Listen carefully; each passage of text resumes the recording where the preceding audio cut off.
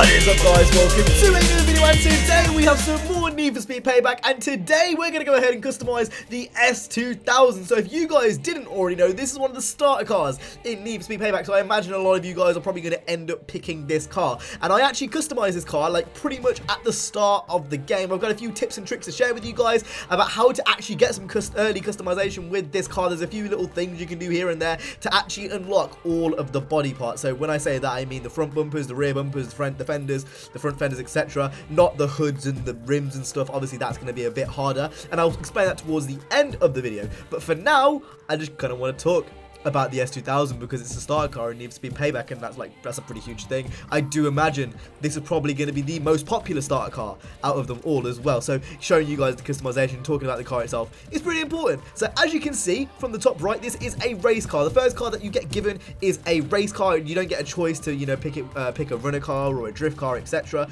And you actually will unlock all of that a bit later on. The S2K itself, in my opinion at least, is a pretty high-end starter car. When I saw it initially, when I was playing through the game, I was bit confused because it is quite high end, but one thing that is really good with the S2K, and I imagine this is a lot of the reason why a lot of you chose it, is because of the customization on offer. There's a lot of customization on offer with this S2K. I've said this in previous videos and I'll say it again just in case maybe you're new and you haven't seen those videos, but as long as a part fits, you can actually put it onto the car. So for example, you know, you're seeing a lot of JS racing parts on this with like kind of exclamation marks. The only reason those parts have exclamation marks is because something doesn't fit. So for example, in this screen you can see I've got that rear fender on. The reason probably the kits don't fit on it is because of that rear fender. If I took the rear fender off, I can mix and match. As long as parts fit, it will work. It's not like the last game where you just can't put parts on for certain reasons. The only reason you can't put parts on is if it doesn't fit. Now you'll notice there's a lot of locks on the car. Like I said, this was early customization. If you want to see a more full, you know, rounded customization, I would suggest going looking at my other videos, because I've got plenty of other videos that show every single part of this. Is literally kind of more of an idea of what you're going to be able to do, you know, when you're first playing the game.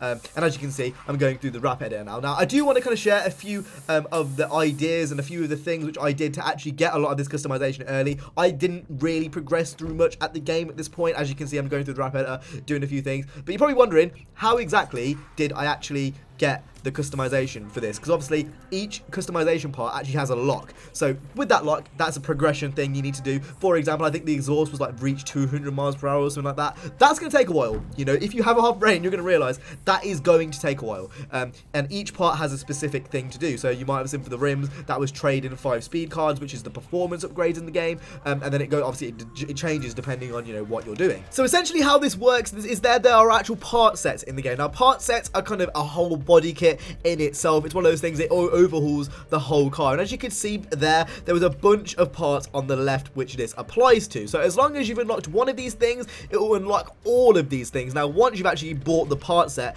you can remove the body kit, and then that will allow you to customize each individual part which that part set affects. So for example, with this Voltex thing, you can realize that it changes the exhaust, the front bumper, etc. And now you can see me actually going around the car and customizing the car thoroughly and doing what I want to it. It's a bit of a cheat in a way, but at the same time, I don't think it's really going to affect anyone too much. All it's going to do is allow you to customize your S2K a bit sooner, and obviously not every single car has part sets, so it's only for very specific cars. So hopefully that does kind of help you out, and it, you know, gives you a bit of a kickstart to go ahead and customize some of your cars. This will work with any car that has a part set, but obviously some cars won't have part sets, and some part sets won't affect many bumpers and stuff. But that's pretty much how it works. As you can see, I've got my logo in the game. Really, really cool as well. Thanks to Need for Speed for that. And yeah, a quick word on the actual wrap editor. I know I'm kind of going around and jumping from word to word here, because there is really a lot to cover. But the wrap editor hasn't really changed too much. It's kind of the classic wrap editor that we've expected from Need for Speed for a very, very long time. And this is pretty much the overall car. I changed a few things here. I think I put this feedback thing on the back, and I actually forget to change the logo because it kind of it moves with the roof. Anyway, this is the finished car, and there's really not much else to say other than this is the finished car. It looks pretty cool with the yellow headlight tint, and there's much more Need for Speed Payback to be coming on the channel. So I hope you guys enjoyed this video. I know it was a bit rushed, it was a bit fast, but honestly things were happening so fast on the screen I kind of had to be fast. So with that being said, I hope you guys enjoyed this video. If you did, make sure to go ahead, hit the like, subscribe. I will see you guys in the next one. You guys have been awesome. Stay safe and peace.